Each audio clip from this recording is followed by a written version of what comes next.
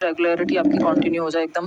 Like share subscribe आप कर देंगे, क्वेश्चंस आपको हेल्प कर रहे हैं, सेशंस आप देखते हैं। थोड़ी कंटिन्यूटी की कमी है यूट्यूब पे मेरी, बट मैं कोशिश कर रही हूँ कि अब अगले जितने भी दिन बचे हुए हैं आपके 20-25 दिन हम रेगुलर मिल पाए। परसों के बाद से, कल मुझे कहीं जाना है, ठीक, और बैचेस में है कल क्लास, यूट्यूब के टाइम पे मुझे कहीं जाना है, ठीक। बेसिकली अभिनय सर का बर्थडे है, जाना ही पड़ेगा। चलिए खैर, तो ये हुई एक बात। टेलीग्राम चैनल पे आपको ये पीडीएफ जो पेंडिंग है वो मिल जाएंगी। कोई कह रहा है love you ma'am, love you too जी। चलिए आगे बढ़ते हैं नेक्स्ट क्वेश्चन पे, समझते हैं कहानी क्या है। देखिए क्वेश्चन नंबर 1 देखिएगा और जवाब दीजिएगा, है ना, और जवाब दीजिएगा क्वेश्चन नंबर 1 देख करके, पढ़ करके, पोल में आंसर कीजिएगा। देखिए फटाफट से, मैं थोड़ा सा साइड हो जाऊं अगर आप कहें तो, ना कहें तो भी हो जाऊंगी, क्योंकि जब पढ़ेंगे नहीं तो जवाब देंगे कहाँ से। क्वेश्चन पढ़ना आवश्यक है, अच्छे क्वेश्चंस हैं, पेपर को ध्यान में रख करके बनाए गए क्वेश्चंस हैं, है ना, बहुत मुश्किल नहीं रखा है। हाँ लेकिन ऐसा भी नहीं है, एंड तक जाते जाते चैलेंजिंग क्वेश्चंस भी आपको मिलते जाएंगे in between. Again ego satisfy करने के लिए नहीं है। कोई कह रहा है यूट्यूब से फेमस हो गए, यूट्यूब पे ही बच्चों को भूल गए हैं, ऐसा नहीं है यार। 8 साल हो गए हैं और हजारों हजार वीडियोस बनाने के बाद थोड़ा एक थकान महसूस होती है ना, धीमे धीमे सब कुछ बैलेंस आउट करना होता है, ऐसा बिल्कुल भी नहीं है। मेरी कोशिश है फिर से जो है वापस आया जाए यूट्यूब पे। पिछली बार तो तबीयत खराब हो गई थी सीटेट में, इस चक्कर में नहीं हो पाई थी क्लास। देखिए 50% ऑफ स्टूडेंट्स, क्वेश्चन नंबर 1 है, 50% of students failed in science subject in class 8th. Upon asking the science teacher, she mentioned that she had taught everything from the book and completed all the book and exercises. Upon further investigation, it was found that the class environment wasn't conducive for learning. What could have been the factors that weren't conducive? मतलब क्या है, 8वीं कक्षा में कई सारे बच्चे जो है फेल हो गए। एक बच्चा होता चलो समझ आता, बच्चे के साथ कोई प्रॉब्लम हो सकती है, मेथड में कोई दिक्कत हो सकता है, लेकिन कई सारे बच्चे फेल हुए हैं। तो कक्षा 8 में विज्ञान विषय में 50% छात्र, यानी अगर 100 बच्चे हैं, 50 बच्चे हैं, 40 बच्चे हैं क्लास में, तो उसमें से 20 बच्चे फेल हो गए, ठीक। तो विज्ञान शिक्षक से पूछने पर बताया कि भाई क्यों इतने बच्चे फेल हो रहे हैं, उन्होंने कहा कि उन्होंने पुस्तक से सब कुछ पढ़ाया था, पाठ के अंत में जो एक्सरसाइज या अभ्यास प्रश्न होते हैं वो भी करवाए थे। आगे जब फर्दर जांच हुई कि कारण क्या रहा, एनालिसिस पे, विश्लेषण पे पता लगा कि आगे जांच करने पर पता चला कि कक्षा का वातावरण अधिगम के लिए अनुकूल नहीं था, है ना, कॉन्ड्यूसिव नहीं था, एप्रोप्रिएट नहीं था।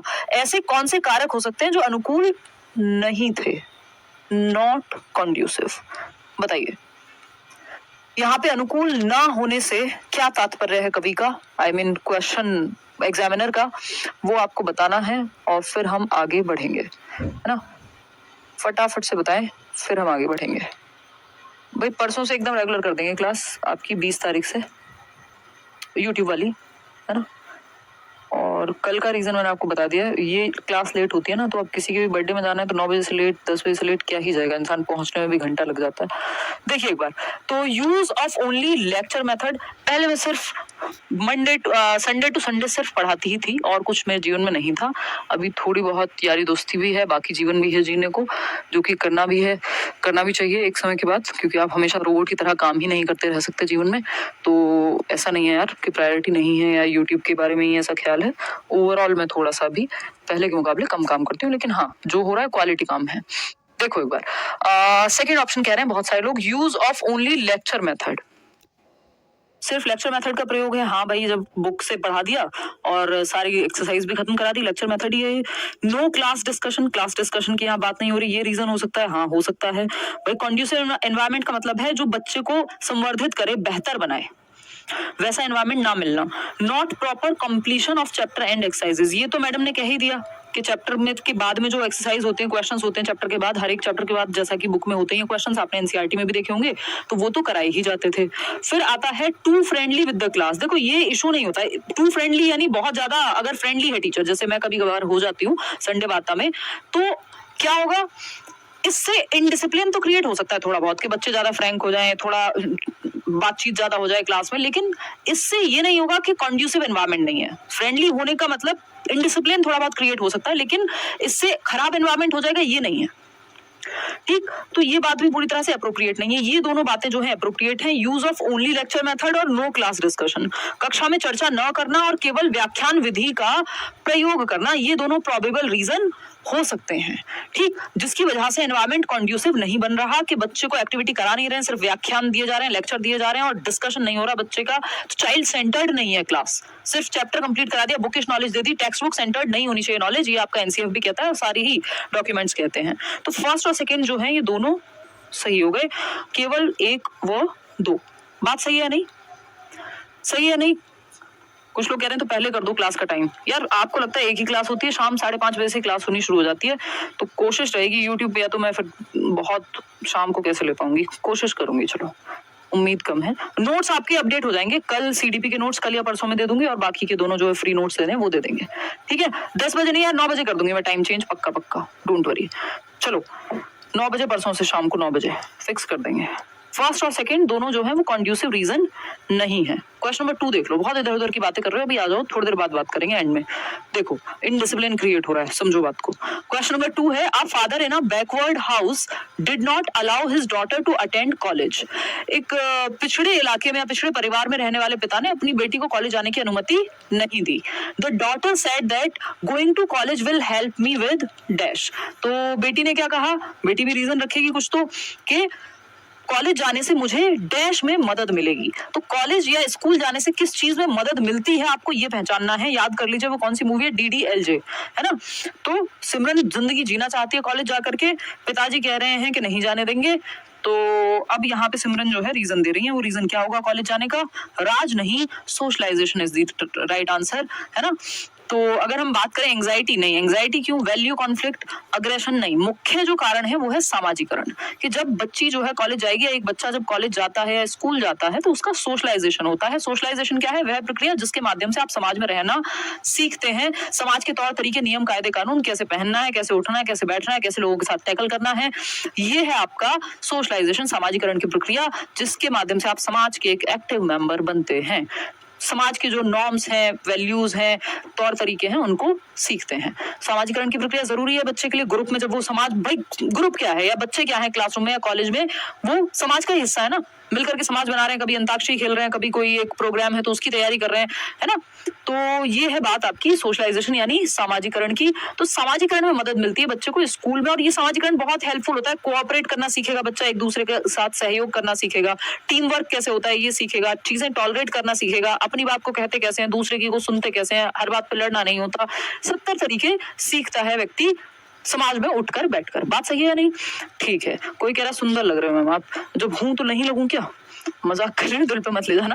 देखो एक बार, अब इस क्वेश्चन का क्या जवाब हो सकता है, क्या कहूं, थैंक यू, अच्छा ठीक है कह देती हूँ। क्वेश्चन नंबर 3 देखो, क्वेश्चन नंबर 3 देखो, मतलब सवाल छोड़ के बाकी हर बात पे आपका ध्यान है। क्वेश्चन नंबर 3 देखिएगा और जवाब दीजिएगा। क्या कहता है भाई क्वेश्चन नंबर 3? क्वेश्चन नंबर 3 कुछ कहना चाहता है, आप समझिए एक बार, देखिएगा। क्वेश्चन नंबर 3, यप, असर्शन यानी अभिकथन है एक तरफ और एक है उसका रीजन। जैसे क्वेश्चन 4-5 क्वेश्चन इस पैटर्न पे आते ही हैं और उतने ही क्वेश्चन कम से कम डलवाए भी हैं एक सेट में। असर्शन क्या है? During adolescence individuals experience an identity crisis that shapes their personality, यानी किशोरावस्था के दौरान व्यक्तियों को एक पहचान संकट का सामना करना पड़ता है या अनुभव होता है जो उनके व्यक्तित्व को आकार देता है। आइडेंटिटी क्राइसिस यानी मैं कौन हूं, मैं क्या करूंगा जीवन में या करूंगी, मुझे किस तरह से देखा जाएगा, मेरी आइडेंटिटी क्या है, इन सब को लेकर के क्वेश्चन मार्क टीन एज में होता है। आइडेंटिटी क्राइसिस कहा है इसको किसने? एरिक एरिक्सन नाम के व्यक्ति हैं जो साइको सोशल थियरी देते हैं। ठीक, तो बात तो सही है कि एक आइडेंटिटी क्राइसिस होता है जो एक व्यक्ति की पर्सनैलिटी को शेप करेगा, कि या तो वो अपनी आइडेंटिटी को खोज लेगा, नहीं तो वो रोल कंफ्यूजन में हो जाएगा। यानी हर एक स्टेज पे एरिक्सन की माने तो 8 स्टेजेस में बांटा है इन्होंने पूरे जीवन को, और हर एक स्टेज में कुछ चैलेंजेस हैं, कॉन्फ्लिक्ट है। आइडेंटिटी वर्सेस रोल कंफ्यूजन, ये कॉन्फ्लिक्ट है एडोलेसेंस का। बात सही है या नहीं? फिर रीजन क्या है इसका? The identity crisis in adolescence is due to the physical growth spurt and hormonal changes experienced at this age, यानी किशोरावस्था में पहचान का संकट इस उम्र में होने वाले शारीरिक विकास में तेजी और हार्मोनल परिवर्तनों के कारण होता है। यानी आइडेंटिटी क्राइसिस का जो रीजन है वो क्या है? वो है बहुत तेजी से शारीरिक परिवर्तन हो रहे हैं, बच्चे की height, weight, shape, size, hormonal changes, puberty hit कर रही है, इस अवस्था में, इसलिए आइडेंटिटी क्राइसिस है। देखिए, आइडेंटिटी क्राइसिस का कारण ये नहीं है कि बहुत तेजी से ग्रोथ स्पर्ट हो रहा है, स्फुरन हो रहा है वृद्धि का, height, weight, shape, size, hormonal changes हो रहे हैं, सिर्फ ये कारण नहीं है, उसके सोशल रीजंस भी हैं कि वो अपने आप को बच्चा या किशोर, बच्चा भी कहना गलत होगा क्योंकि ना तो वो बच्चा है ना बड़ा है, वो एडोलेसेंट है, किशोरी है, टीनेजर है, ठीक। तो अब यहाँ पे वो अपने आप को पहचानने की कोशिश कर रहा है कि मैं जीवन में किस तरह से जाना चाहूंगा, मैं हूं कौन, मैं बच्चा हूं कि बड़ा हूं, और मुझे आगे क्या करना है। करियर काउंसलिंग वगैरह भी इस स्टेज में खूब होती है। तो सिर्फ ये रीजन कह देना कि आइडेंटिटी क्राइसिस इसलिए हो रहा है क्योंकि हार्मोनल चेंजेस हो रहे हैं, तो ये एक कारण नहीं है, इसमें सोशल रीजंस भी हैं, है ना। इसमें क्या है, सोशल रीजंस भी हैं। बात सही है नहीं? तो both A and R true नहीं, आर सही नहीं है। आइडेंटिटी क्राइसिस के लिए ये इतना रीजन इनफ नहीं है जितना दिया हुआ है, ठीक। तो ए तो नहीं होगा यहाँ पे, जितने भी लोग ए कह रहे हैं। A is true but R is not the correct explanation of A. हाँ, ये सही है, फिर भी हम चारों ऑप्शन पढ़ेंगे। ए इज ट्रू बट फॉल्स, ए जो रीजन है वो फॉल्स है। ये कहना भी गलत होगा कि ए जो है वो फॉल्स है, आर सही है, ये कहना भी यहाँ पे गलत होगा। ये वैसे गलत ही फॉर्म किया हुआ क्वेश्चन, क्योंकि आपको समझना होगा ये पूरी तरह से गलत नहीं है, बट पार्शियली ट्रू है ना। फिर आता है fourth, A and R both are true but R is not the correct explanation of A. अब इसको ट्रू भी नहीं कह सकते क्योंकि पूरी तरह से ट्रू नहीं है। तो A is true but R is not the correct explanation of A, यही एक उत्तर हमारे पास सही बचता है। ये नहीं होता तो हम फोर्थ के साथ चले जाते। बात सही है या नहीं है ये बता दो फटाफट से, ठीक है? इतनी बात। चलिए, एक्सपीरियंस बेस्ड ही करना है आपको, बिल्कुल लर्निंग मेथड्स को। A is true but R is not the correct explanation, क्योंकि आर ये कह रहा है कि जो फिजिकल चेंजेस हो रहे हैं, हार्मोनल चेंजेस हो रहे हैं, उसकी वजह से आइडेंटिटी क्राइसिस है। ये बात आधी तो सही है, पूरी सही नहीं है, क्योंकि आइडेंटिटी क्राइसिस का, पहचान के संकट का कि मैं हूं कौन, इसमें समाज का भी रोल है कि समाज कह रहा है अब तो तुम बड़े हो गए हो। दूसरी तरफ 2 मिनट में माँ बाप आके कहेंगे अच्छा इतने भी बड़े नहीं हुए हो, छोटे ही हो अभी। अब उसको समझ नहीं आ रहा मैं बच्चा हूं कि बड़ा हूं, है ना। कि मैं साइंस लूं, वो साइंस लेना चाहता है, पिताजी कुछ और कह रहे हैं। वो बच्चा जो है वो ह्यूमैनिटीज लेना चाह रहे हैं, पिताजी और कुछ कह रहे हैं। वो कह रहे हैं डॉक्टर बन जाओ, ये कह रहा है मैं इंजीनियर बनना चाहता हूँ। कलेश ही कलेश है। समाज आपको किस तरह से देख रहा है उसका भी यहाँ पे रीजन है। तो साइको सोशल डेवलपमेंट की थियरी तभी कहा जाता है। ये जो आइडेंटिटी क्राइसिस वर्ड है या टर्म है, ये दिया ही है किसने? एरिक एरिक्सन ने। आइडेंटिटी क्राइसिस यानी पहचान का संकट कि मैं हूं कौन। आइडेंटिटी क्राइसिस, पहचान का संकट कि मैं हूं कौन, पहचान का संकट। एरिक एरिक्सन ने ये टर्म दिया है। एरिक एरिक्सन, एरिक होमबर्गर एरिक्सन नाम है इनका। साइको सोशल, मनो, इस बार इस पे भी क्वेश्चन आया हुआ था। साइको सोशल डेवलपमेंट की थ्योरी है मनो सामाजिक विकास की, कि मन और समाज मिलकर के आइडेंटिटी फॉर्म कर रहे हैं, और हर एक स्टेज में आपका जो व्यक्तित्व है, आपकी पर्सनैलिटी बन रही है, मन और समाज दोनों मिलकर के काम कर रहे हैं। मनो सामाजिक विकास, 8 स्टेजेस हैं इनकी, और हर एक स्टेज में एक कलेश है, या जिसको हम कॉन्फ्लिक्ट कहते हैं आम भाषा में, वर्सेस की स्थिति है कि या तो ये या तो ये। पहली स्टेज है जैसे ट्रस्ट वर्सेस मिसट्रस्ट, या तो बच्चे का जीवन को लेकर के, माँ बाप को लेकर के, केयर गिवर को लेकर, आसपास को लेकर के ट्रस्ट विकसित होगा यदि उसका ठीक से ख्याल रखा गया, सूसू पॉटी टाइम से साफ हुआ, खाना टाइम पे मिला, केयर, उसको लव वार्मथ प्यार मिला, तो ट्रस्ट विकसित होगा जीवन को लेकर के, एक भरोसा आएगा। नहीं तो मिसट्रस्ट आ जाएगा, है ना। फिर आएंगे ट्रस्ट इश्यूज, खैर छोड़िए, उस पे आएंगे बाद में और बढ़ेंगे आगे। तो ये आपकी जो आइडेंटिटी क्राइसिस की स्टेज है कि पहचान का संकट, ये इसी में आता है, एडोलेसेंस में 12 से 18 में। आगे बढ़ेंगे क्वेश्चन नंबर 4 पर, देखिएगा और जवाब दीजिएगा क्या कहना चाहता है कवि, फटाफट से देखिए और बताइए। क्वेश्चन नंबर 4 है, अ क्लास 7th स्टूडेंट, 7वीं कक्षा का एक बच्चा है Sameer. Sameer belong to a disadvantaged section of the society and was often criticised by his peers for the lunch he brought और his shabby looks. Class teacher wanted to change the outlook of the class and so wants the inclusion of students belonging to disadvantaged groups. Inclusive education 5 number का topic है, समावेशी शिक्षा, उससे ये आपके सामने question आया है, ठीक है ना। तो अगर मैं बात करूं कक्षा 7 का छात्र, जो कक्षा 7 का जो छात्र है समीर, समाज के वंचित वर्ग से है, यानी किसी भी आधार पे पिछड़े वर्ग से वंचित रहा है, हाशिए पर रहा है, चाहे वो आर्थिक रूप से हो, चाहे वो सामाजिक रूप से हो, कि जाति के आधार पे, समाज के आधार पे लोगों ने कहा अरे तुम तो हमारे साथ नहीं रह सकते, या ये वाली स्टेट के लोग तो ऐसे होते हैं, या फिर तुम्हारा इनकम ग्रुप उतना नहीं है। तो अब इस केस में क्या होता है, इसको अगर इस तरह से हम देख रहे हैं यहाँ पे, तो सोशियो इकोनॉमिक स्टेटस जो है समीर का खराब रहा है, या डेप्राइव्ड रहा है, खराब तो क्या ही कहें, डेप्राइव्ड है ना, वंचित रहा है। तो 25% कोटा होता है, अगर आपको याद हो तो, आरटीई में, right to education act act में कि आपके जो प्राइवेट स्कूल्स भी हैं वहां पे 25% बच्चे जो हैं वो इकोनॉमिकली वीकर सेक्शन से लिए जाएं। 25% सीट्स रिजर्व्ड होंगी इकोनॉमिकली वीकर सेक्शन यानी ईडब्ल्यूएस के लिए। अब इनका एडमिशन तो हो जाता है बच्चों का, लेकिन इनके साथ व्यवहार बहुत अच्छा नहीं होता कई बार।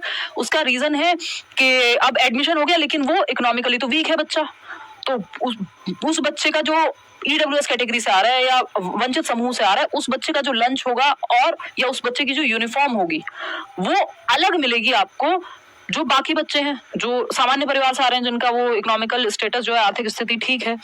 इन बच्चों के साथ काफी भेदभाव होता है ना। एक कॉमेडियन है जाकिर खान, और आप जानते होंगे ऑफ कोर्स, तो उनके किसी इंटरव्यू में सुन रहे थे और वो शायद यही बात बता रहे थे इसी चीज के अराउंड कि उनका किसी अच्छे स्कूल में एडमिशन हुआ था और बट ये वाली स्थिति थी वहां पे। तो ये क्वेश्चन एग्जैक्टली वैसी सी सिचुएशन प्रदर्शित करता है हमारे सामने, और ये बहुत ही कॉमन केस है कि जब ईडब्ल्यूएस सेक्शन में अगर जो 25% आपने कोटा तो दे दिया, लेकिन वो जो बच्चे के कपड़े हैं या बच्चे का लंच है या भाषा हो सकती है उसकी, ऐसी कई सारी चीजें हो सकती है जिनको लेकर के बाकी बच्चे सेंसिटिव ना हो। तो अब ऐसी स्थिति में करेगा क्या टीचर? कोशिश करेगा अवेयरनेस क्रिएट, और कई बार टीचर्स भी गलती करते हैं तो उनको भी अपने व्यवहार में जो बायस है उसको उसके प्रति अवेयर होने की जरूरत है। ठीक, तो अगर हम देखें यहाँ 25% जो सीट है ईडब्ल्यूएस की हो गई मान लीजिए। अब बच्चे के साथ जो उसको कहा जा रहा है तुम्हारी जर्जर अवस्था में जो तुम्हारे वस्त्र हैं उन पे मजाक उड़ा रहे हैं बाकी बच्चे, अरे तुम्हारा टिफिन कैसा है, देखो हम तो ये लेके आते हैं और तुम जो है ये ऐसा खाना लेकर के आ रहे हो। तो इस तरह की स्थिति हो रही है स्कूल में। अब टीचर क्या करे बताओ एक बार? टीचर चाहता है इंक्लूड किया जाए, भाई हर एक बच्चे का, एजुकेशन फॉर ऑल की बात हो रही है, हर एक बच्चे को शिक्षा का अधिकार है। ठीक, कैसे इंक्लूड किया जाए बताइए? कोई कह रहा है माइक इज नॉट गुड, चलो इसका समाधान निकालेंगे धीरे धीरे, अभी पूरा स्टूडियो ही चेंज हुआ है। Evidencing and encouraging identity based stereotypes, यानी इस बात को और बढ़ावा दिया जाए कि पहचान आधारित रूढ़िवादिता को बढ़ावा दो कि ये बच्चा इस सेक्शन से आ रहा है, अमीर है गरीब है, तो इस चीज पे, जबकि यूनिफॉर्म हम किस लिए लगा रहे हैं स्कूल में? यूनिफॉर्म हम इसीलिए लगा रहे हैं कि कौन बच्चा किस बैकग्राउंड से आता है इस बात से फर्क ना पड़े, स्कूल में सब समान है। तो ये कहना तो गलत होगा कि हम चाह रहे हैं कि आइडेंटिटी बेस्ड स्टीरियोटाइप हो, है ना। फिर आता है second option, isolation in the classroom on the basis of social affiliation, सामाजिक संबद्धता के आधार पर कक्षा में अलगाव करना चाहिए। यानी आइसोलेट कर दीजिए आप क्लासरूम को, social affiliation, isolation in the classroom on the basis of social affiliation, कि ये गरीब बच्चे हैं, ये अमीर बच्चे हैं, ये मिड में हैं, इनको अलग अलग बिठाओ। तो ये एबिलिटी ग्रुपिंग तो बिल्कुल भी नहीं करनी है एक तरह की। Same ability grouping of students in the class, कि जो सेम क्षमता रखते हैं, फर्स्ट आने वाले बच्चों को एक साथ बिठाओ, सेकंड आने वालों को एक साथ बिठाओ, ये भी खराब है।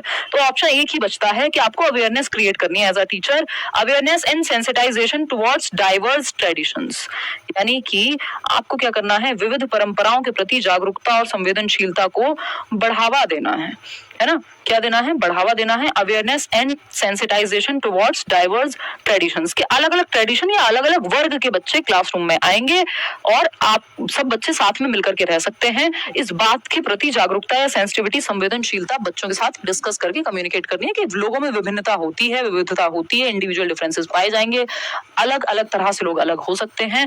इस बात का ये मैसेज जब आप पहुंचाएंगे तो ये समस्या का समाधान संभव है। तो fourth option is the right answer. Question number 5 देखिएगा और बताइएगा। क्वेश्चन नंबर 5 क्या कहना चाहता है, फटाफट से बताएंगे। ये कह रहा है इन अ क्लासरूम ऑफ 15 चिल्ड्रन, हालांकि 15 बच्चे नहीं होते बट मान लीजिए हैं, है ना, 45 लिख सकते हैं हम यहाँ पे, 35 लिख सकते हैं। In a classroom of 15 children where, हो सकते हैं, ऐसा नहीं कि नहीं हो सकते हैं। In a classroom of 15 children where you have different learning styles and different personalities, child centred teaching is, child centred education को कैसे लागू करोगे जहां अलग अलग तरह के बच्चे हैं या अलग अलग व्यक्तित्व वाले बच्चे हैं? पहला ऑप्शन है developing one lesson plan with one mod of teaching. देखो वन साइज फिट्स ऑल कुछ नहीं होता, यानी सबको एक डंडे से नहीं हाँक सकते आप। Don't beat everyone with the same stick. जब सीखने वाले बच्चों की क्षमताएं अलग अलग है, इंटरेस्ट अलग अलग है, एप्टीट्यूड अलग है, एटीट्यूड अलग है, इंटेलिजेंस का स्तर अलग है, तो बच्चे विविध हैं, डाइवर्स हैं, अलग अलग क्षमताएं, अलग अलग इंटरेस्ट रखने वाले बच्चे हैं आपकी क्लास में। तो सिर्फ एक मेथड से नहीं पढ़ाया जा सकता, तो वन साइज फिट्स ऑल नहीं, या मेथड जो है स्टैंडर्डाइजेशन मानकीकरण यहाँ सही नहीं होगा। तो ये बात हो गई आपकी, ठीक है, ये हो गया गड़बड़। तो developing one lesson plan with one mod of teaching, ये गलत है। एक ही तरीके से नहीं, आपको डिफरेंशिएटेड इंस्ट्रक्शन मल्टीपल वेज का इस्तेमाल करना है। ठीक, अगर हम बात करें सेकंड ऑप्शन की, developing a lesson plan by looking at every child and what his और हर नीड्स आर, बिल्कुल सही बात है, आपको हर बच्चे का ध्यान रख करके लेसन प्लान बनाना है, जिसको हम डिफरेंशिएटेड इंस्ट्रक्शन भी कहते हैं। विभेदी अनुदेशन, डिफरेंट डिफरेंट डिफिकल्टी के लेवल पे आप बच्चों को पढ़ाएं और हर एक बच्चे को ध्यान में रख करके एक लेसन प्लान तैयार हो। फिर आता है थर्ड ऑप्शन, डेवलपिंग, और 15 तो बच्चे ही हैं, developing a lesson plan targeting the middle of the class ability wise, ऐसा नहीं है कि जो एवरेज बच्चे हैं उनके हिसाब से बस बना दो। Developing a lesson plan that fits all, fits all कुछ नहीं होता, आपको डिफरेंट बच्चों की नीड्स को ध्यान में रखना पड़ेगा, सिंपल बात, सेकेंड ऑप्शन। आगे बढ़ेंगे, क्वेश्चन नंबर 6 देखिएगा और बताइएगा क्या कहना चाहता है एग्जामिनर, है ना, या कभी, बताइए। क्वेश्चन नंबर 6 देखिएगा और बताइएगा। अभी ना मेरा दिमाग सेट होने में यहाँ टाइम लगेगा, नया स्टूडियो है, इसमें अलग जगह पे कमेंट्स दिखते हैं, मैं अलग जगह पे दिखती हूँ, है ना, बोर्ड अलग जगह पे है, तो थोड़ा सा समय लग जाता है। ठीक है, क्या कह रहे हो भाई? ओके, मैथ्स कंटेंट क्लास था तो शाम को, एसएसटी की सुबह 11 बजे हो रही है क्लास, ऑलमोस्ट हर दिन प्रैक्टिस कर लिया करो। हाँ बहुत बढ़िया भाई, हाँ शेयर वेयर कर दिया करो उस, क्योंकि अभी फिक्स नहीं होता टाइम, बट मेरी कोशिश है कि 1-2 दिन में जो है, परसों से आपका फिक्स कर दें 9 बजे, तो फिर आप आराम से, आपको पता लग जाएगा कि क्लास रोज हो रही है। अजर्शन रीजन अभी तो मैं क्या ही कहूँ आपको शेयर करने के लिए, मैं खुद ही रेगुलर नहीं हो पाती हूँ। अभिकथन और कारण, प्लीज साइड। हाँ यार, यहाँ पे ये दिक्कत है कि मैं कोई एक साइड नहीं पकड़ पा रही हूँ जहाँ पे खड़े होके आपको बताया जा सके।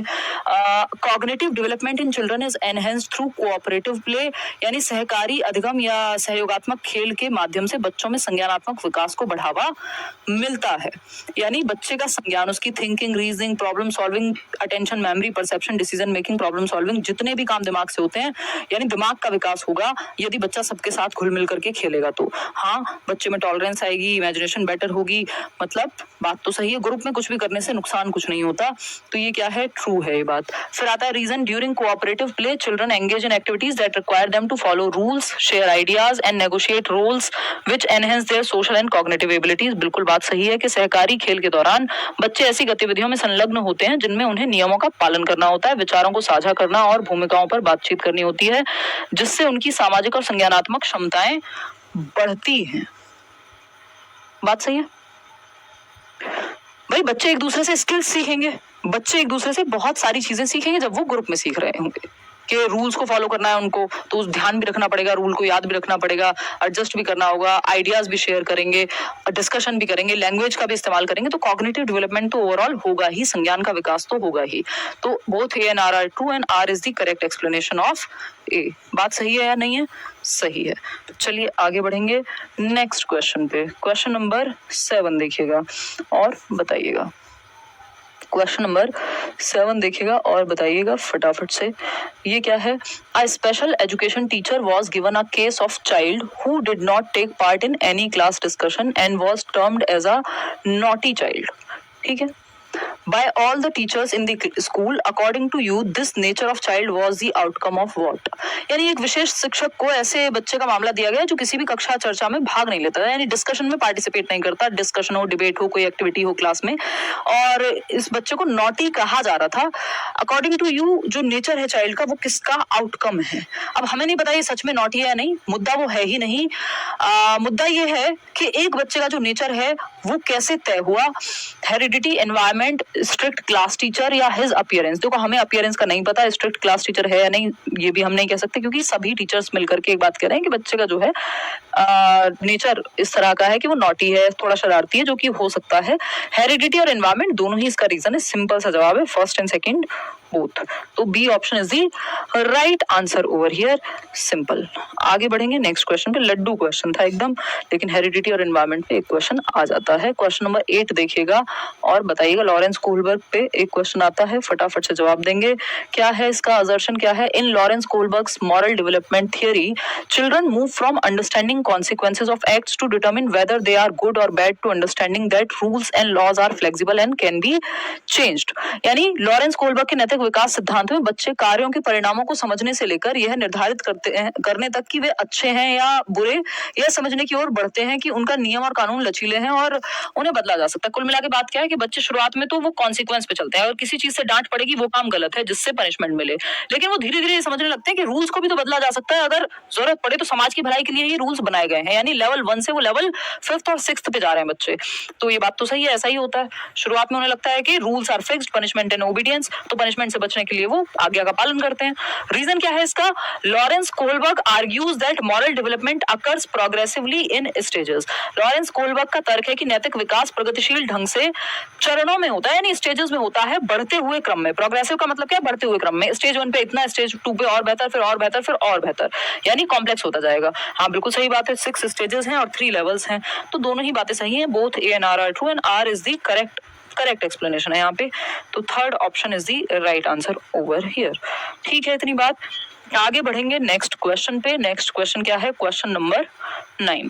क्वेश्चन नंबर 9 क्या कहता है भाई? देखिएगा क्वेश्चन नंबर 9 क्या कह रहा है? Question number 9, a 13-year-old girl was feeling sad and anxious after failing her math UT. है ना, यूटी एग्जाम नहीं होते, एफ एग्जाम, यूटी एग्जाम, आजकल टर्म बोलने लग गए हम, है ना। तो although domains of development overlap with each other in certain aspects, yet which of the following domain of development specifically attempts to study the progression of feelings about self and others? मतलब 13 साल की एक बच्ची है जो अपनी गणित परीक्षा में असफल हो गई है, फेल हो गई है, और उसके बाद वो हो गई है उदास और चिंतित महसूस कर रही है ना। हालांकि विकास के क्षेत्र के कुछ आयाम परस्पर जुड़े हुए होते हैं, तथापि निम्नलिखित में से विकास का, भाई क्योंकि विकास के चारों प्रकार जो है आपस में जुड़े हुए हैं, लेकिन यहाँ पे क्योंकि वो मायूस महसूस कर रही है, महसूस करना कौन से विकास के प्रकार में आएगा, यानी किस टाइप ऑफ डेवलपमेंट का पार्ट है सैड महसूस करना। तो फीलिंग्स इमोशंस से संबंधित है और emotional development is the right answer over here, कि इमोशनल डेवलपमेंट से जुड़ी हुई है बात फीलिंग की, खुद के बारे में फीलिंग्स, अदर के बारे में फीलिंग्स जहां आ गई वो इमोशनल डेवलपमेंट है। फिजिकल, कॉग्निटिव, सोशल और इमोशनल, ये 4 मुख्य प्रकार हैं। 3 ही मानते हैं हम, सोशियो इमोशनल एक में ही आ जाता है एनसीईआरटी के अंदर।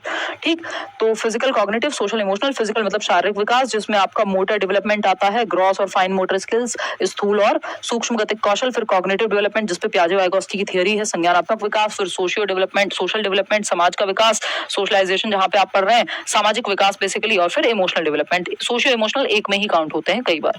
ठीक है बात, तो ये एक बात क्लियर हो गई। फील करना कहाँ आ गया? इमोशनल में। क्वेश्चन नंबर 10 देखिएगा, ट्विन ब्रदर्स हैं और बताइएगा, है ना, राइट ब्रदर्स नहीं है, ये ट्विन ब्रदर्स हैं। क्वेश्चन नंबर 10 कहता है, twin brothers Ramesh and Suresh had different rates of developing from the very beginning. Ramesh developed his, यानी 2 ट्विन ब्रदर्स हैं, जुड़वा भाई हैं, रमेश और सुरेश, वो वाले हैं, ये 5 स्टार के ऐड में नहीं आते थे। ठीक, तो ये वही वाले मान लो। और शुरुआत से इनका जो रेट ऑफ डेवलपमेंट है, यानी विकास की दर भिन्न हो सकती है बच्चों में, जरूरी नहीं सब में सेम स्पीड ऑफ डेवलपमेंट से ही सेम दर से विकास हो या डेवलपमेंट हो। Ramesh developed his head first and Suresh developed his shoulders and hands first. According to you under which principle does this development fall? हालांकि इसमें थोड़ा सा एक टेक्निकल ग्लिच है क्वेश्चन में, बट उससे फर्क नहीं पड़ता, जो पूछा है उसको आपको बताना है। रमेश का सिर पहले विकसित हुआ और सुरेश के कंधे और हाथ पहले विकसित हुए। आपके अनुसार यह विकास के किस सिद्धांत के अंदर आता है, यानी प्रिंसिपल ऑफ डेवलपमेंट के अंदर? कंधे यानी सेंटर टू पेरिफेरी प्रॉक्सिमोडिस्टल, है ना। सर यानी सेफेलोकॉर्डल, सिरोध पदोन्मुखी कहेंगे। बात सही है या नहीं है? फटाफट से बताओ, बात सही है या नहीं है, ये बताओ। तो ये इंडिविजुअल डिफरेंसेस है? नहीं भाई, ये दिशा के सिद्धांत की बात हो रही है, प्रेडिक्टेबिलिटी नहीं। प्रेडिक्टेबिलिटी ऑफ डायरेक्शन है यहाँ पे, क्या आप प्रेडिक्ट कर सकते हो डायरेक्शन को? इंडिविजुअल डिफरेंसेस नहीं, ये मामला है प्रिंसिपल ऑफ डेवलपमेंटल डायरेक्शन का, कि विकास की 2 अलग अलग दिशाएं हैं। ये इंडिविजुअल डिफरेंसेस तो है ही ऑफ कोर्स, लेकिन ये 2 दिशाओं के बारे में बात हो रही है, कि ये जो आपका according to you under which principle does this development fall, तो ये यहाँ पे जिस बारे में पूछा, हालांकि इंडिविजुअल डिफरेंसेस कहना गलत नहीं था, बट क्योंकि क्वेश्चन ने पूछना ही हमसे अलग तरह से चाहा है, दोनों ही सही हो सकते हैं, अगर चाहे एग्जामिनर तो लगा सकता है इंडिविजुअल डिफरेंसेस को भी। तो सिंपल बात है, रमेश और सुरेश जो है डिफरेंट रेट पे डेवलप हो रहे हैं शुरुआत से ही, तो ये तो इंडिविजुअल डिफरेंसेस की बात तो इन्होंने कर ही दी। Ramesh developed his head first and Suresh developed his shoulders and hands first. तो प्रिंसिपल ऑफ डेवलपमेंटल डायरेक्शन ये विकास की दिशा का सिद्धांत है, जिसमें 2 दिशाएं हैं। क्योंकि अगर हम बात करें, यहाँ पे पूछा हमसे होता कि रमेश का सर पहले विकसित हुआ है, तो रमेश में सेफेलोकॉर्डल है और सुरेश में प्रॉक्सिमोडिस्टल है ना। Development of direction, developmental direction का जो प्रिंसिपल है, डेवलपमेंटल डायरेक्शन, एक तो ये वाला जो सॉफ्टवेयर है ना, इसमें राइटिंग और खराब आती है जितनी है उससे भी, इसको चेंज करेंगे कल, राहुल वहां से लेके आओ। डेवलपमेंटल डायरेक्शन का जो है प्रिंसिपल है, ठीक। अगर हम यहाँ देखें तो एक है प्रॉक्सिमोडिस्टल, जिसको समीपस्थ दूरस्थ विकास कहते हैं, नियर टू फार, और दूसरा है सेफेलोकॉर्डल, सर से पैर की ओर, हेड टू टो, पहले बच्चे का हेड विकसित होगा, फिर आपका गर्दन पे कंट्रोल सर के बाद, फिर आपका बाकी पार्ट पे, पैरों पे कंट्रोल, फिर आप मतलब पहले बच्चा गर्दन संभालना सीखता है, फिर सर जो है आपका सर संभालना सीखता है, फिर गर्दन, फिर बैठना सीखेगा, फिर खड़े होना सीखेगा, फिर चलना सीखेगा। ये सेफेलोकॉर्डल है। प्रॉक्सिमोडिस्टल क्या है कि पहले आपका जो टॉर्सो है यानी centre part of the body है वो विकसित होता है, आपका कंधों पे कंट्रोल, फिर आपका आर्म्स पे कंट्रोल, फिर आपका हाथों पे कंट्रोल, फिर उंगलियों पे कंट्रोल। तो ये दोनों साइमल्टेनियसली चलती हैं दिशा बच्चे के अंदर विकास में, दोनों साथ साथ चलती हैं, ऐसा नहीं है कि पहले एक होगा फिर दूसरा होगा, लेकिन ये एग्जाम्पल के लिए उन्होंने इस तरह से क्वेश्चन बनाया हुआ है। Second option is the right answer, मतलब थर्ड ऑप्शन डेवलपमेंट विकासात्मक दिशा का सिद्धांत है ये। सिंपल। क्वेश्चन नंबर 11 देखिएगा, इंडिविजुअल डिफरेंसेस भी यहाँ गलत नहीं होता अगर ये पर्टिकुलरली इस तरह से पूछना नहीं चाहते तो। क्वेश्चन नंबर 11 देखिएगा, 4-year-old girl named Suzanne always talks to herself while playing with her soft toys. 4 साल की बच्ची है सुजैन, खुद के जो उसके खिलौने हैं, सॉफ्ट टॉयज हैं, गुड्डे गुड़ियों के साथ खेलते हुए वो क्या कर रही है, बात कर रही है खुद से ही। Her worried mother taunted and called her a mad girl. Susan's mother took Susan to person A. Person A totally disregarded the mother's worries and called it completely normal behaviour of the child. Person A is a follower of. यानी उसकी माताजी ने देखा कि ये खिलौनों से खेलती है और खुद से बातें करती रहती है, पता नहीं क्या, कहीं ये बच्ची पागल वागल तो नहीं हो गई। हालांकि पागल जैसा शब्द इस्तेमाल करना ही नहीं चाहिए, ठीक, लेकिन माँ बाप हैं, हो सकता है कुछ भी भाई साहब, जरूरी नहीं है हर कोई जो है उतना अवेयर हो। टीचर्स कर देते हैं पागल शब्द का इस्तेमाल, ये तो फिर भी पेरेंट्स हैं जो उतना, जिन्होंने पेडागोजी चाइल्ड डेवलपमेंट नहीं पढ़ा है, ठीक। तो अगर हम देखें यहाँ पे तो लगा हमारी बच्ची थोड़ी सी जो है खिसक गई है, कुछ हो गया है उसको, तो वो एक व्यक्ति के पास लेकर के गई, साइकेट्रिस्ट हो सकता है पर्सन है, और उसको कहा देखना जरा इसको क्या समस्या है बच्ची को। तो हमने देखा और पर्सन ए ने कहा कि बच्ची ठीक है एकदम, कोई दिक्कत नहीं। तो पर्सन ए किसका फॉलोअर है? पर्सन ए किसका फॉलोअर है दिव्या बताओ? सो मत। तो ये लेव वाइगोस्की का फॉलोअर है। क्यों? क्योंकि ये प्राइवेट स्पीच की बात हो रही है यहाँ, है ना, कि बच्ची खुद से बात कर रही है, खुद को दिशा दे रही है, ये एकदम नॉर्मल बात है, बोल बोल करके खुद को 3 से 6 वर्ष के बीच में, जिसको हम निज वाक कहते हैं, सेल्फ डायरेक्शन देती है, सेल्फ रेगुलेशन है कि बच्ची एक टी शर्ट को फोल्ड करते हुए खुद से बातें कर रही है ना। क्वेश्चन नंबर 12 देखिएगा क्या कहता है। क्वेश्चन नंबर 12 फटाक से दीजिएगा जवाब, फिर हम आगे बढ़ेंगे। देखिएगा क्वेश्चन नंबर 12 कहता है, which of the following is not a characteristic of children with learning disabilities. निम्नलिखित में से कौन सी अधिगम और क्षमता वाले बच्चों की विशेषता नहीं है? यार कल गलती से वो आपका सेशन लगा रह गया था ईवीएस वाला, बाद में हटाया और उसके लिए सॉरी, आप लोगों को वेट करना पड़ा होगा, वो मुझे भी याद नहीं था कि ईवीएस की क्लास है। हाँ जल्दी ले लेंगे बट उसको डोंट वरी, ठीक है ना। DEET+ की क्लासेस कब आएंगी यार? बैचेस तो चल ही रहे हैं, एडमिशंस भी आई थिंक ओपन है, एक बार चेक करना पड़ेगा। पेडागोजी स्पेशल में भी अलग से क्लासेस, ये क्वेश्चन भी ऑफ कोर्स आपको हेल्प करेंगे, अलग से क्लासेस जब भी होंगी तो बताएंगे। अब तो सीटेट के बाद ही लगेगी अलग से क्लास, तो देखना एक बार, जवाब देना फटाफट। अगर हम देखें यहाँ पे क्वेश्चन नंबर 12 कहता है, which of the following is not a characteristic of children with learning disabilities, यानी अधिगम और क्षमता वाला बच्चा।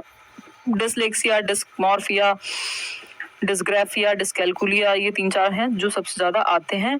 डिस्ग्राफिया लिखने से संबंधित, डिसलेक्सिया पढ़ने से संबंधित, है ना, ये सारे हैं आपके जो लर्निंग डिसेबिलिटीज हैं। अब पूछा है कि लर्निंग डिसेबिलिटी वाले बच्चे की विशेषता कौन सी नहीं होगी? नॉट पूछा है, ठीक, क्या पूछा है? नॉट पूछा है। तो डिफिकल्टी इन रीडिंग और राइटिंग, पढ़ने में और लिखने में दिक्कत है, हाँ डिस्ग्राफिया और डिसलेक्सिया हो सकता है। ईशान अवस्थी को क्या था तारी जमीन पर में? पढ़ने वाला, बी को डी पढ़ता है बच्चा, है ना, तो डिस्ग्राफिया वो आपका डिसलेक्सिया है। लिखने में अगर ऐसी राइटिंग है कि पहचानने में नहीं आ रही, डॉक्टर वाली बिल्कुल पढ़ ही नहीं पा रहे हो, तो डिस्ग्राफिया है, ठीक। तो ये बात जो है यहाँ से, ये डिफिकल्टी इन रीडिंग और राइटिंग, हाँ ये तो है कैरेक्टरिस्टिक, हमें चाहिए नॉट जो गलत हो। इम्पेयर्ड इंटेलेक्चुअल फंक्शनिंग, बौद्धिक कामकाज में कमी या बौद्धिक क्षमता में कमी, हाँ यही गलत है, क्योंकि लर्निंग डिसेबिलिटी का मतलब ये बिल्कुल नहीं कि बच्चे का IQ कम है या उसकी बौद्धिक क्षमताएं कम है ना। लर्निंग डिसेबिलिटी वाले बच्चे जनरली देखा जाता है कि एवरेज या अबव एवरेज इंटेलिजेंस रखते हैं, यानी 90 से 110 IQ या 70+, मतलब एवरेज या अबव एवरेज। तो 90 से 110 या उससे भी ज्यादा IQ हो सकता है एक बच्चे का, वो 70 वाला तो बॉर्डर लाइन पे चला जाएगा आपके। जिसको इंटेलेक्चुअल फंक्शनिंग है वो डिसलेक्सिया में नहीं आता, है ना। आईक्यू की कमी लर्निंग डिसेबिलिटी में नहीं आती। जनरली आईक्यू, ये जो लर्निंग डिसेबिलिटी है, डिसलेक्सिया वगैरह, वो बच्चे का आईक्यू या बौद्धिक स्तर ठीक ही होता है, मतलब एवरेज या अबव एवरेज बच्चे को जनरली लर्निंग डिसेबिलिटी देखी जाती है। अटेंशन में दिक्कत हो सकती है, याद रखने में दिक्कत हो सकती है, सोशल इंटरेक्शन में भी दिक्कत हो सकती है बच्चे को। यहाँ पे जो है निशु रानी, वो क्या है, इशू है डिफरेंट, कि बच्चे का ब्रेन इंफॉर्मेशन को प्रोसेस अलग तरह से करता है जो बच्चे को लर्निंग डिसेबिलिटी है। ये इंटेलेक्चुअल डिसेबिलिटी नहीं है, बौद्धिक क्षमता की कमी नहीं है, आईक्यू की कमी नहीं है, इंटेलिजेंस की कमी नहीं है। उसका ब्रेन या न्यूरोलॉजिकल वायरिंग इस तरह की है कि वो प्रोसेस, उसका ब्रेन इंफॉर्मेशन को अलग तरह से करता है। आपको यदि ए ऐसे दिखता है तो हो सकता है इस बच्चे के दिमाग में ए ऐसे प्रोसेस होता हो। तो ये एक बात है। B option is the right answer. यही गलत है, जो गलत है वही सही है, क्योंकि पूछा ही गलत है। ये लर्निंग डिसेबल्ड बच्चे के बारे में सही नहीं है कि उसका आईक्यू कम होगा या इंटेलेक्चुअल डिसफंक्शनिंग होगी उसको। ठीक, क्वेश्चन नंबर 13 देखिए और बताइए कि क्या पूछा है हमसे। The term assistive technology in the context of CWSN refers to. बताइए, CWSN के संदर्भ में सहायक प्रौद्योगिकी शब्द का अर्थ है।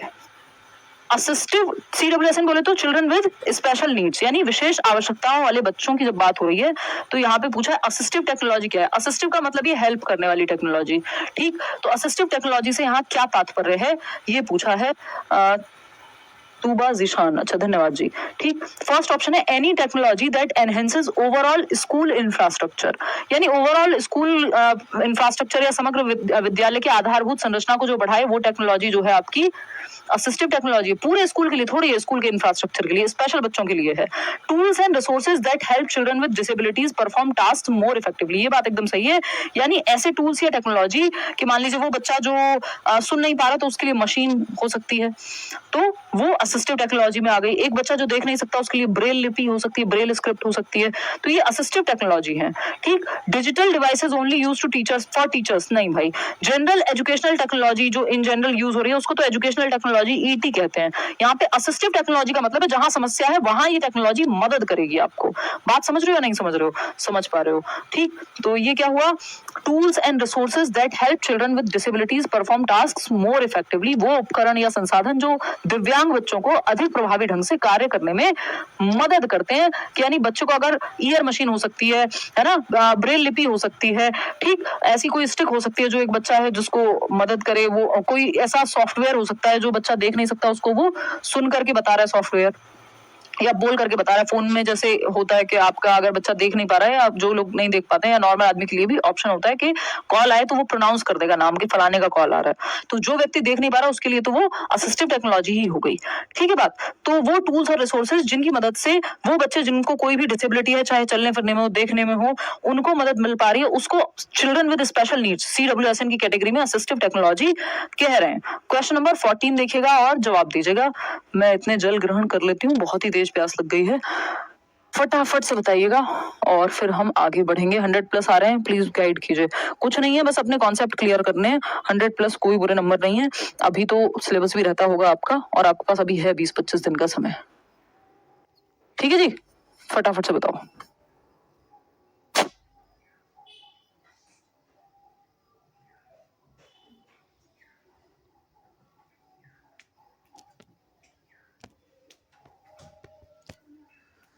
इतना लेट मत आया कीजिए। हाँ यार, मैं कल से मतलब परसों से टाइम पे आने की कोशिश करूंगी। चलो, रात को 9 बजे आज ही क्लास लगा देंगे। देखिएगा एक बार, फटाफट से देखिएगा। क्वालिटी यार यहाँ से तो एकदम परफेक्ट ही है, बस हाँ दिक्कत है कहाँ फिर? फटाफट से बताओ कि समस्या है कहाँ। ओके, नाइस, ठीक है, आवाजें भी आपको सुन ही रही होंगी। ओके, क्वालिटी तो यार यहाँ से ओके है, FPS बढ़ाया जा सकता है। कल करेंगे इसको बेटर। देखिएगा, अभी आप काम चलाइए इसी से। मुझे लग रहा है हमारी टीम ने भी जो है फोकस ठीक नहीं सेट किया हुआ। देखो एक बार फटाफट से ऑप्शन बताओ। हाँ, देखते हैं। क्वेश्चन है आपका 14, children with autism spectrum disorder, ASD, autism spectrum disorder. Spectrum disorder है, अम्ब्रेला टर्म है जिसमें बहुत सारे और डिसऑर्डर आ जाते हैं ऑटिज्म स्पेक्ट्रम डिसऑर्डर के अंदर। May find it challenging to. अभी आपको ये मानना है कि ऑटिज्म स्पेक्ट्रम यानी जिन बच्चों को ऑटिज्म है, इससे रिलेटेड कुछ आपके डिसऑर्डर्स हैं, चाहे वो ADHD हो, उसमें बहुत सारे आ जाते हैं, तो वो उनको किन चीजों में चैलेंजिंग महसूस होगा या चैलेंज महसूस होगा? रूटीन एक्टिविटीज में फॉलो करने में हाँ हो सकता है। Communicate and interact socially, focus on detail task ADHD वालों को होगा। सॉल्व सिंपल मैथमेटिकल प्रॉब्लम्स नहीं। देखो सबसे जो यहाँ पे एप्ट है, हो तो सकते हैं चारों ही, लेकिन जो ऑटिज्म स्पेक्ट्रम डिसऑर्डर को लेकर के सबसे ज्यादा दिक्कत उन बच्चों को होती है कम्युनिकेट एंड इंटरेक्ट सोशली, सामाजिक रूप से लोगों के साथ इंटरेक्ट करने में, कम्युनिकेट करने में दिक्कत होती है। माय नेम इज खान वाले शाहरुख खान को याद कर लीजिए। सोशली अगर इनका माहौल बदलता है, रूटीन से अलग जाते हैं, तो इनको दिक्कत होती है। ठीक, तो second option is the right answer. बाकी उतने एप्ट नहीं है, बट गलत भी नहीं है पूरी तरह से, क्योंकि और भी उसमें दिक्कतें हैं या डिसेबिलिटीज आती हैं, डिसऑर्डर्स आते हैं, तो उनके लिए वो लागू हो सकते थे। लेकिन सबसे बेहतर जो ऑटिज्म स्पेक्ट्रम डिसऑर्डर, बार बार सेम रिपीटेड व्यवहार करना, है ना, माहौल बदलने पे बच्चे का हो जाना परेशान, मुझे ऐसा लग रहा है जैसे फीवर हो गया हो। क्वेश्चन नंबर 15 देखना, which teaching method is beneficial for children with attention deficit hyperactivity disorder? ADHD वाले बच्चे के लिए कौन सा एक मेथड बढ़िया है? फटाफट से बताइए। ADHD बोले तो attention deficit hyperactivity disorder, यानी बच्चा जो है शांति से एक जगह खड़ा नहीं हो पाता, जैसे अभी मैं इधर से उधर भाग रही हूँ, है ना, मतलब अवधान में कमी हो जाती है, टिक करके वो ज्यादा देर नहीं बैठ पाता, है ना, उसकी अटेंशन में कमी है, ज्यादा देर ध्यान नहीं लग पाता, तो आपको टुकड़ों में तोड़ करके पढ़ाना होता है कि 30 मिनट का काम उसको एक साथ ना देके 5-5 मिनट के 6 हिस्सों में आप डिवाइड कर दीजिए, तो क्योंकि उसकी अटेंशन ज्यादा देर तक एक जगह नहीं टिक पाती। प्रोवाइडिंग लॉन्ग, हाइपर एक्टिव है ना, वो अति सक्रिय है। Providing long and complex task, इन बच्चों को लंबे टास्क नहीं दे सकते, क्योंकि इनको तो छोटे छोटे टास्क में तोड़ के देना पड़ेगा, लंबे टास्क तो ये कर ही नहीं पाएंगे। फिर आता है second, using hands on activities and breaking task into smaller step. ये बात हमें सही लग रही है कि आप हैंड्स ऑन एक्टिविटीज यानी बच्चों को फिजिकली भी एक्टिव रखो, तो ये थोड़ा सा ज्यादा इन्वॉल्व महसूस करते हैं, क्योंकि नॉर्मली इनको टिक के बैठने में वैसे ही दिक्कत है। तो हाथों से की जाने वाली गतिविधियां, अनुभव है जिसमें एक्सपेरिमेंट है, और कार्यों को छोटे छोटे चरणों में या टुकड़ों में तोड़ के देना, ये बात सही है। फिर भी बाकी के दोनों ऑप्शन देखेंगे। Expecting them to sit still for long periods, नहीं, इनसे एक्सपेक्ट नहीं कर सकते कि लंबे समय तक, एक घंटे तक, आधे घंटे तक आराम से बैठे रहेंगे, पॉसिबल नहीं है। ठीक, फिर आता है ignoring their behaviour and focusing only on other students, इन बच्चों को इग्नोर ही कर देंगे, नहीं भाई हर बच्चे को साथ लेके चलना है, तो B option is the only right answer over.